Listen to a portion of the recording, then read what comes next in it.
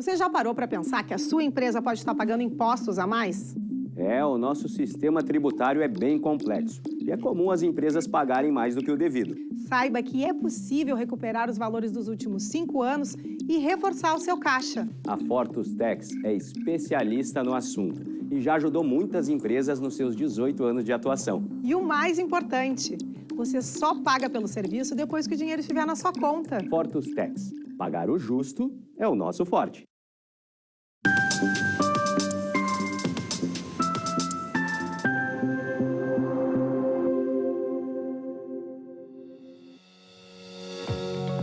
Olá, está no ar o programa Papo Certo de hoje. Comigo, Evanira Guiar e João Custódio, no aniversário da Amanda de Oliveira. Olá, sejam bem-vindos. Hoje, nosso assunto é direito previdenciário. Para falar sobre esse tema, está aqui conosco o Dr. Márcio Hartz, advogado especialista em direito previdenciário. Ele vai esclarecer todas as dúvidas sobre planejamento e consultoria previdenciária. Boa noite, Dr. Márcio. Obrigado pela presença no programa de hoje. Boa noite, Evanir. Boa noite, João. Boa noite muito especial e carinhoso a todos os telespectadores e telespectadoras da TV Ubra e também aqui do Papo Certo. Espero poder contribuir respondendo as dúvidas de todos. E se você tem alguma dúvida sobre esse tema, envie sua pergunta para o nosso WhatsApp, 51 30 29 80 80, que o Dr. Márcio vai responder todas as dúvidas aqui no programa para nós. Voltamos em 30 segundos.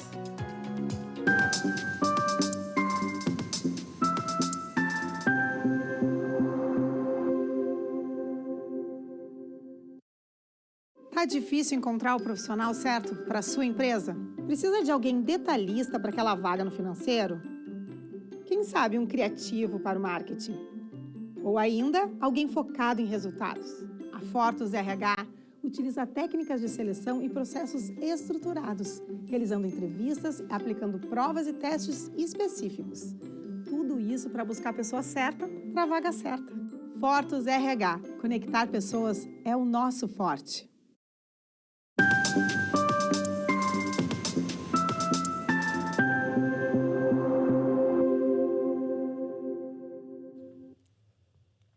O Papo Certo está de volta e você já pode interagir através do nosso WhatsApp e tirar todas as suas dúvidas. Doutor Márcio, ainda é possível se aposentar pelas regras antigas? Olha, João, ainda é possível porque existe uma proteção constitucional expressa para direitos adquiridos. Direito adquirido é aquele que se incorpora ao patrimônio de qualquer indivíduo na medida em que ele tenha cumprido todos os requisitos para exercer esse determinado direito na vigência da legislação que previa. Então, nós tínhamos uma legislação previdenciária vigorando até a reforma da Previdência. Se mesmo hoje, depois, passados quase 3 anos da reforma, alguém consegue comprovar que naquela data, 13 de novembro de 2019, cumpria, satisfazia as condições para uma aposentadoria de acordo com a regra daquela época, pode ainda usufruir dessa regra, mesmo que ela não exista mais no ordenamento jurídico. Isso é direito adquirido e sim, é perfeitamente possível, especialmente nos anos logo subsequentes a uma reforma como essa. Então, se alguém já tinha condições de se aposentar há 3 anos atrás e esqueceu ou deixou para depois, ele pode se aposentar pelas regras antigas. Exatamente isso, João. É muito comum isso acontecer porque muitas vezes existem determinados períodos de contribuição, períodos de trabalho que dependem de uma certa comprovação e de um conhecimento que muitas vezes o segurado não tem. Um tempo rural longínquo, remoto, uma conversão de um tempo insalubre para um tempo comum, isso ele não sabia. Vem hoje consultar um advogado especialista que conclui que era possível. Se era possível naquela época fazer, é possível hoje fazer com base na mesma regra. Então tem mais uma pergunta. Quando é possível saber se a pessoa tem direito adquirido a uma aposentadoria pelas regras anteriores? Evanir, é mais ou menos como a gente já estava colocando aqui. É preciso identificar que até uma determinada data, e neste caso, falando em reforma da Previdência, a data é 13 de novembro de 2019, é preciso identificar que até essa data, 13 de novembro de 2019, o segurado satisfazia os requisitos para uma aposentadoria. Vamos supor que estejamos diante de uma aposentadoria por tempo de contribuição, muitos conhecem ainda como aposentadoria por tempo de serviço, que exigia de um homem apenas 35 anos de contribuição e de uma mulher 30 anos de contribuição, sem qualquer requisito de idade mínima. Se hoje em 2022 eu consigo comprovar que em 13 de novembro de 2019 esse segurado tinha 35 anos de contribuição até aquela data, ele se aposenta. Está identificado o direito adquirido e ele pode ser exercido a qualquer tempo. Isso é uma garantia constitucional. Muito obrigado. Doutor Márcio, é possível uma aposentadoria pela regra nova ser mais vantajosa que a regra anterior? João, sempre que a gente está diante de uma reforma, e a telespectadora e o telespectador, ele precisa entender isso, surgem alguns mitos. O primeiro mito é, se houve uma reforma, ela piorou a minha situação. Se ela piorou a minha situação, é porque o direito novo é pior que o anterior. Esse é o primeiro mito que surge. Mas por que é um mito? Porque nem sempre isso se verifica. As regras anteriores, é verdade, elas geravam acesso às aposentadorias voluntárias com menos requisitos, com requisitos menos severos. Por quê? Porque uma aposentadoria programada por tempo de contribuição era exercida sem idade mínima. Eu podia me aposentar com 35 e 30, porém, eu tinha naquele momento a figura do fator previdenciário, que era uma fórmula atuarial que prejudicava muito o valor dos benefícios de acordo com a idade precoce que o segurado tinha no momento da aposentadoria. Para o telespectador ter uma ideia, um homem com 53 anos de idade antes da reforma perderia 40% da sua média, aproximadamente, para o fator previdenciário. Quase metade. Quase a metade. Só que na regra nova, o fator previdenciário cai. É verdade que tem a idade mínima, mas imagine um segurado que estava próximo dessa idade mínima, ou de algumas idades mínimas de regras de transição. Depois nós vamos aprofundar um pouco mais isso. Mas ele estava próximo e ele cumpre essas regras hoje. Ele se livra do fator. A perda dele não será mais de 40%. Poderá ter uma perda de 10%, 15%, mas muito menor do que a perda anterior. Então, nem sempre a regra nova será pior do que a regra antiga. É preciso verificar caso a caso e aí, por isso, a importância atual de um planejamento previdenciário. Quebrando mitos. Quebrando mitos, quebrando mitos. Doutor, como se calcula a aposentadoria pela regra nova? Bom, aí a telespectadora e o telespectador devem estar perguntando quanto tempo a gente tem, né? Mas, basicamente, pela regra nova previdenciária, uma aposentadoria, ela vai ser calculada, e os benefícios em geral, não só a aposentadoria, ela vai ser calculada com base em todos os salários de contribuição, ou seja, todas as remunerações sobre as quais houve contribuição previdenciária, ou seja, o salário de um empregado, a contribuição de um autônomo, todos estes salários que existem no seu histórico contributivo desde julho de 94, que é quando houve a mudança da moeda e, portanto, o cálculo é feito de uma forma mais fácil para a Previdência Social. Todos os salários a partir de julho de 1994 serão utilizados. E a partir daí se extrai uma média. Obviamente que esses salários, por serem muito antigos, eles são atualizados para o dia de hoje, que é o dia do cálculo. A partir daqui eu tenho uma média. Está pronto o cálculo? Não. Por quê? Porque pela nova Previdência, as aposentadorias, como regra, elas geram proventos, ou seja, valores proporcionais a este tempo de contribuição. E qual é a proporção? Para homens e para mulheres, as proporções são diferentes. Para homens, a proporção é 60% desta média, mais 2% além destes 60% para cada ano que um homem tiver além dos 20 anos de contribuição. E os mesmos 60% para as mulheres, acrescidos de 2% para cada ano de contribuição que ela tiver além dos 15. De modo que a integralidade para um homem é alcançada, e por isso se falou isso durante a reforma, aos 40 anos de contribuição para um homem e aos 35 anos de contribuição para a mulher. Agora um segredinho, não limita em 100%. Se tiver mais do que 40 anos de contribuição um homem, ele vai ter mais do que 100% de renda. A mulher com mais de 35 anos de contribuição terá mais do que 100% de renda. Então isso é importante também destacar. Não há mais limitação da renda a 100% da média. Mas as últimas contribuições acabam tendo um peso maior daí? Na verdade, não existem pesos diferentes para as contribuições históricas. Todas as contribuições de julho de 94 até a data de entrada do requerimento serão consideradas. De igual forma, o que existe é a possibilidade de, havendo um excedente contributivo, havendo mais contribuições do que o mínimo necessário exigido por uma regra, este segurado poder descartar aquelas que prejudiquem a sua renda mensal. Porém, esse descarte traz uma consequência, que é também descartar o próprio tempo de contribuição correspondente. Então, aqueles acréscimos de renda que dependem do tempo de contribuição para além dos 20 do homem ou 15 da mulher, eles deixam de existir se eu começar a descartar os salários mais baixos. Mas, às vezes, perder percentual, aumentando a média, é melhor do que diminuir a média ganhando percentual. Uma pergunta minha, uma Vamos dúvida. Se a pessoa tem dúvida sobre se já pode se aposentar, quanto que ela teria direito nesse momento, tem algum serviço público que possa consultar para fazer isso? Tem. Para saber? Tem, Evanir. Porém, este serviço público que hoje está no meuinss.gov.br, que é um sistema que está à disposição dos cidadãos, é o mesmo sistema que nós utilizamos para a Carteira Nacional de Habilitação Digital, para o documento do veículo, para atestado de vacinação, que a gente consegue colher lá no .gov.br. Aquela mesma senha que a gente cria nos dá acesso ao Meu INSS. Porém, existe um simulador no Meu INSS, que é um simulador de tempo de contribuição e de renda mensal. Nem sempre esse simulador corresponde à realidade. Por quê? Porque existem alguns fatores ao longo da vida do segurado que importam um determinado problema na sua vida contributiva aos olhos do INSS. Problemas, por exemplo, de informações que vieram do empregador extemporaneamente para o sistema previdenciário. Eu tive um vínculo de trabalho e o meu empregador informou isso depois que o vínculo se extinguiu. Bom, isso vai gerar um indicador no INSS, que é o NUCNIS, que é o Cadastro Nacional de Informações Sociais, que é um extrato previdenciário. Ali tem a vida do segurado, então, que serve de base para essa simulação. Por ali que o segurado pode então acompanhar se toda a sua vida laboral está registrada corretamente. Pode, mas essa simulação, eu como advogado e como professor de direito previdenciário, eu não recomendo que colegas advogados utilizem. E se o segurado utilizar, procura conferir isso com um advogado especialista, porque é importante. Às vezes a simulação pode estar equivocada para o bem e para o mal. Por que para o bem? Pode considerar vínculos que não existiram na realidade, mas migraram para o sistema do meu cliente indevidamente.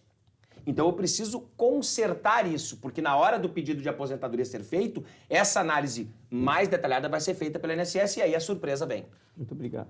Bom, doutor, mas já então uma próxima pergunta assim, qual é a importância do planejamento previdenciário, né, diante dessa complexidade, né, de esse relatório que sai do INSS não é mais completo ou mais confiável, né? A importância ela é transcendental hoje. Por quê? Porque nós temos uma reforma da Previdência, em 13 de novembro de 2019, inaugurada pela Emenda Constitucional número 103, que rompe uma lógica e uma tradição de aposentadorias programadas não baseadas em idades, estabelece um novo marco regulatório para a Previdência Social Pública, trazendo como regra nova essencial a idade mínima, bastante elevada se comparado com a média de idade das aposentadorias pré-reforma, e, ao mesmo tempo, traz regras de transição para albergar possíveis expectativas de direito que foram frustradas pela reforma, para proteger essas expectativas, trazendo resquícios do direito antigo com temperos do direito novo. A regra de transição, ela traz resquícios do direito antigo, algo do que foi frustrado, mas temperos do direito novo. São só para aposentadoria por tempo de contribuição 4 regras de transição. Para aposentadoria especial, que é aquela aposentadoria por insalubridade, são 2 regras de transição. Para aposentadoria programada nova por idade, são 2 regras de transição. Então, só aqui, sem tocar nos professores e tocar nas pessoas com deficiência e tocar nas regras de direito adquirido, nós temos 11 regras de aposentadoria. Se algum cidadão que não é especialista em direito previdenciário compreender estas 11, eu contrato agora para o meu escritório para ser meu assistente também. Porque é quase impossível uma pessoa que não está aprofundando o conteúdo e não está aprofundando esse tema chegar às conclusões que precisa para decidir sobre a sua aposentadoria. Então, nesse contexto, o planejamento previdenciário é absolutamente indispensável. Perfeito. Há diferença entre a aposentadoria paga através do INSS e de uma aposentadoria privada? Se há alguma diferença muito grande entre as duas? Bom, aí a gente tem que estabelecer uma distinção que ela é fundamental aqui. Quando a Constituição ela estabelece o modelo previdenciário brasileiro, ela o estabelece sob 2 grandes pilares. Um é o pilar solidário, o pilar social, o pilar da previdência pública, que é uma previdência obrigatória via de regra. Quem trabalha no Brasil e tem remuneração, Evanir, está obrigatoriamente vinculado a um regime público, oficial e compulsório de previdência. São os regimes próprios de previdência, que são os regimes dos servidores públicos efetivos, aqueles que prestam concursos públicos para provimento de cargos efetivos, pensem procuradorias, agentes de trânsito, quando não são de empresas públicas como a IPTC em Porto Alegre, pensem também nos médicos do SUS, pensem, enfim, em N carreiras, auditores fiscais, são vinculados a regime próprio, salvo se não foi criado o regime próprio, eles estão no regime geral, porque há obrigação de filiação ao regime público. Regimes próprios e o regime geral, que é este do INSS, destinado, na grande maioria, aos trabalhadores da iniciativa privada. Estes regimes públicos, eles têm uma finalidade. A finalidade de prover um mínimo existencial, pelo menos. E o que é esse mínimo existencial? É salário mínimo? Não. Não necessariamente. Vai ser algo de acordo com o que ele construiu ao longo da vida em termos de salários que serviram de base para as suas contribuições. Mas, vejam bem, isso é muito importante, os regimes públicos não pagam aposentadorias ou quaisquer outros benefícios de acordo com o que um determinado segurado amealhou e acumulou ao longo de uma vida. Não. Ele vai pagar benefícios de acordo com os valores de referência daquelas contribuições. É verdade. Mas não depende o pagamento da aposentadoria pelo poder público de um acúmulo de renda. Se não houver este acúmulo, e não existe esse acúmulo, não se forma fundo privado, não se trabalha com poupança nos regimes públicos, bom, independentemente de haver saldo ou não, vai ser paga a aposentadoria. Já o outro viés da Previdência Social adotada na Constituição é um viés da facultatividade, da espontaneidade de adesão, da previdência privada, também é chamada de previdência complementar. E aqui, em vez de nós termos um caráter solidário, como nos regimes públicos, e o que é o caráter solidário? Modelo repartido de previdência. A atual geração de contribuintes financia mensalmente a atual geração de aposentados. O dinheiro arrecadado, dinheiro para pagamento. Dinheiro arrecadado, dinheiro para pagamento. Não se forma fundo. Na Previdência Complementar, seja a modalidade que ela for adotada, a fechada, as empresas oferecem para os seus respectivos funcionários, ou as abertas, instituições financeiras oferecem PGBLs, VGBLs, inúmeros planos de Previdência Complementar, elas são privadas e elas são sob uma ótica de capitalização. Ou seja, eu formo o meu fundo, a minha poupança previdenciária, para, num futuro, preenchendo determinados requisitos, aquele saldo acumulado ser convertido numa renda vitalícia ou resgatado. E aquilo ali vai depender do sucesso dos investimentos do fundo. E aí a livre concorrência ela atua muito. Quais são os melhores fundos? Tem que verificar, tem que prospectar no mercado para ver quais são os melhores fundos. São previdências PGBL, VGBL, são previdências abertas, fechadas. A fechada eu só acesso se eu tiver numa empresa que me oferece isso.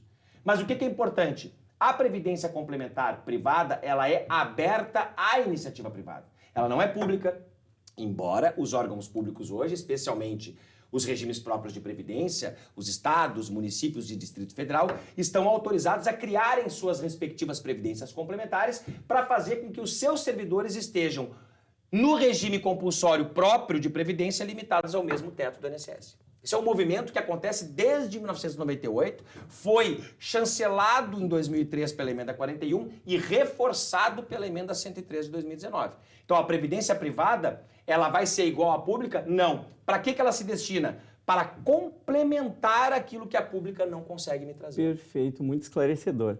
Nós faremos um rápido intervalo e já voltamos com o nosso papo certo. Fique com a gente.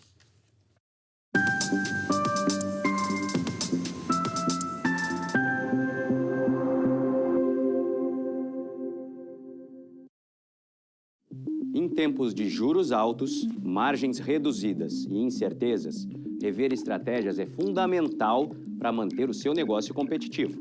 Esse cenário exige planejamento e organização financeira. Nessas horas, qualquer ajuda é bem-vinda, mas a ajuda de um especialista é necessária. A Fortus Consulting conhece na prática e tem as soluções adequadas para cada situação. Fortus Consulting. Melhorar os seus resultados é o nosso forte.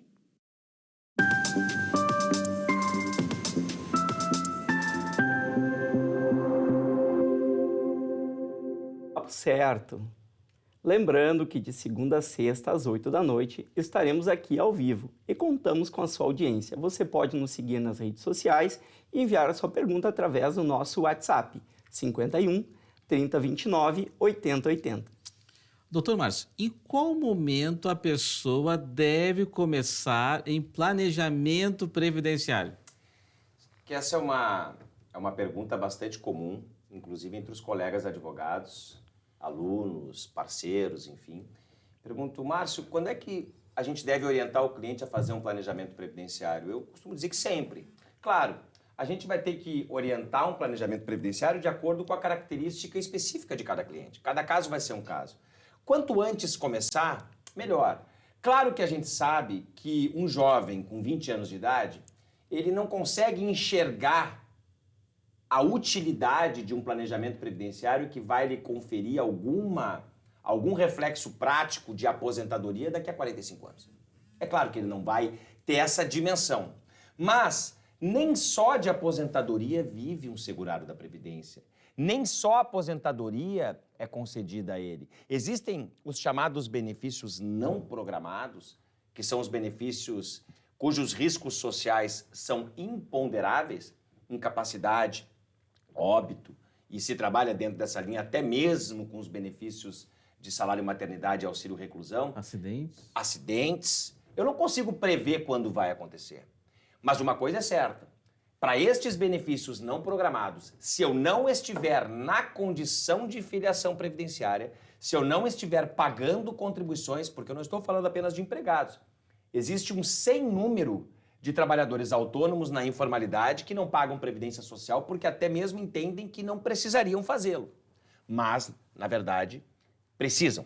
São segurados obrigatórios. Porém, depende deles o recolhimento da própria contribuição. Então, eles acabam deixando de fazer. Mas conscientizar a população de que é preciso contribuir para, com isso, ter proteção previdenciária mínima é algo que começa no início da vida laboral. A gente vê muito assim, autônomos, né, ou empresários, né, que sempre contribuíram com o mínimo, né, com o salário mínimo. E não chega muito dessas pessoas lá no seu escritório, doutor, que chegam lá já para se aposentar querendo um milagre. Essa palavra milagre, ela é bem comum no nosso meio, né? E por que essa pessoa chega assim, João? É importante também, a gente não pode simplesmente ignorar fatos históricos, porque lá em 1998 houve uma mudança, a primeira reforma da Previdência pós-Constituição de 88. Até então, as aposentadorias eram por tempo de serviço e os benefícios de aposentadoria eram calculados tão somente com base nos últimos 36 salários. Então havia uma cultura de que o que importava para uma aposentadoria era aquele sprint final, na reta final da aposentadoria, aqueles 100 metros finais antes da aposentadoria. Isso mudou em 99, depois da reforma de 98, e aí passou a abranger o cálculo de um benefício, tudo aquilo que se construiu pelo menos a partir de julho de 94. Então não adianta começar no final da vida. O que se faz para pessoas nessas condições? A gente tenta verificar se existe alguma possibilidade de melhorar um pouco esse benefício, ou às vezes apenas para dizer, olha, não vai ter condições. Mas o planejamento ainda é importante pelo seguinte aspecto, a organização de tudo que ele vai precisar para o momento de requerer aposentadoria. Porque às vezes a aposentadoria leva muito mais tempo para ser concedida pela INSS porque a documentação está absolutamente em desordem. E a gente precisa organizar isso e levar o que for necessário para o INSS. Perfeito. Doutor, como identificar a necessidade de fazer uma previdência privada? Seria nesse momento aí? Exatamente. Empresários, né, que chegam muitas vezes no meio da vida contributiva, com 40 e poucos anos, contribuindo sob prolabore, porque o empresário ele se coloca como administrador da própria empresa e aí ele estabelece um prolabore, porque ele é remunerado por um trabalho dentro da empresa, mas a gente sabe que a remuneração mesmo do empresário acaba vindo da distribuição de lucros e dividendos, que é o que verdadeiramente remunera e é capaz de enriquecer um empresário, um empreendedor. Mas ele contribui para a Previdência a partir do seu prolabore. E por que ele coloca o prolabore lá embaixo? Porque o custo de um empresário sobre a folha de pagamento é muito alto. Se ele colocar um prolabore muito alto, esse custo da empresa, não só o dele como segurado, aumenta. Então, o que é comum fazer, inclusive orientação dos próprios profissionais que auxiliam, os contadores, enfim. Olha, coloca o Prolabore no salário mínimo. Tudo bem. Só que lá com 40 e poucos anos, e aqui não vai nenhuma crítica a quem faz esse tipo de projeção, que eu sei que vocês são da área também, mas por que não? Porque é normal. O empresário tem essa cultura. E aí o que acontece? O empresário ele quer se aposentar melhor, mas ele não quer pagar esse custo. Quando eu vou fazer uma estimativa de custo operacional para ele contribuir sobre o teto, ele vai gastar R$3.000 se a empresa for lucro real ou lucro presumido.